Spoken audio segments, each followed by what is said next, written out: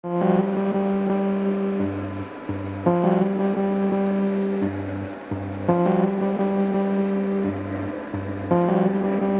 timpul mi-a plăcut ceva care să prind viteză și înainte de accident mă dădeam cu rolele și după accident trebuia să găsesc ceva să înlocuiască rolele și am găsit paraciclism.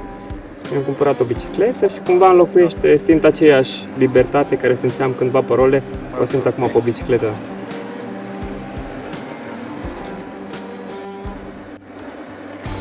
Simt libertate, pentru că place adrenalina, trebuie să recunosc, și cumva cred că mi oferă libertatea asta, adrenalina asta de care am nevoie și care mă liniștește în fiecare zi. Cred că dacă n-aș face sport, cred că aș fi foarte agitat și cred că aș fi neliniștit și faptul că mă dau cu bicicleta, acolo mă descarc.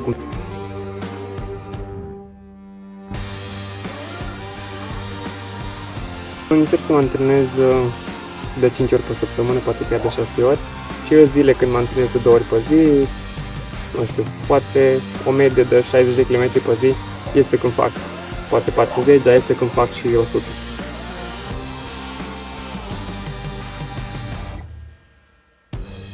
Mă antrenez așa mult pentru că aș vrea să reprezint România în 2024 la Paris, la Paralimpice. Ăsta e un vis pe care aș dori să mi-l împlinesc.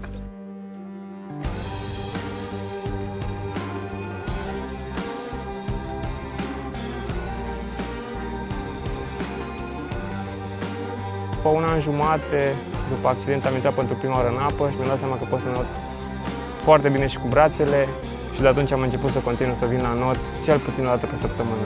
Îți dai seama că apa nu mai ține cont de gravitație și atunci nu contează că ești în scaun rulant, că ești în scaun rulant, în apă toți suntem la fel, știi? Mă simt liber, mă destresez, acolo mă și motivez între timp și motivez și pe alții. Îmi vede că un tip în scaun rulant vine la not și poate că cineva are acasă pe cineva care, stă tolănit în casă și sau nu știe să noate, știi?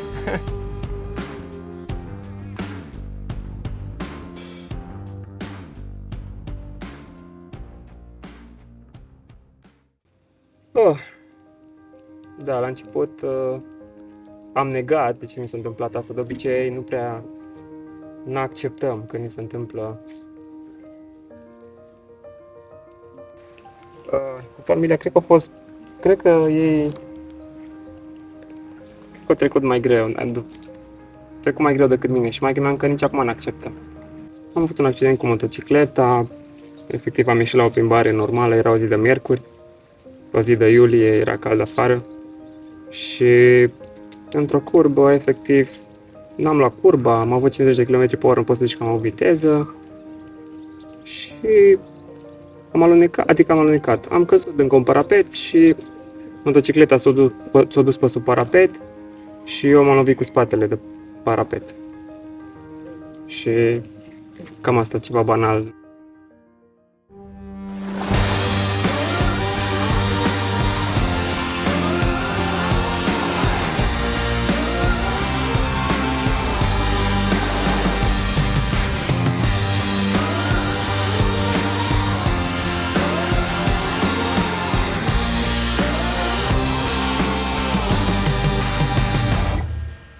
Am acceptat, nici știam încotro să o iau după accident, dar la jumătate de an după accident am fost chemat într-un stagiu unde să învăț să controlez scaunul rulant și să învăț să fiu independent în scaun rulant și am fost 2 săptămâni la București, la Fundația Motivation. Acolo am învățat să controlez scaunul rulant, să învăț efectiv să fiu independent și să învăț să fac transferul din pat în scaun, din scaun în pat, din scaun în mașină.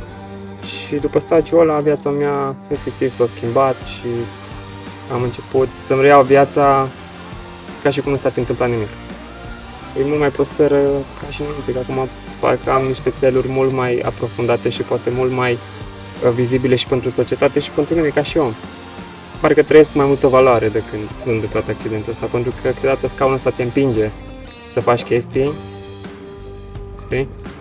Accidentul ăsta m-a motivat și m-a maturizat în același timp și să gândesc altfel și să apreciez mai mult viața și chiar asta fac. Și nimeni nu mă înțelege că de ce zâmbesc așa într-una și de ce sunt fericit ca un lan. Că despre asta e viața.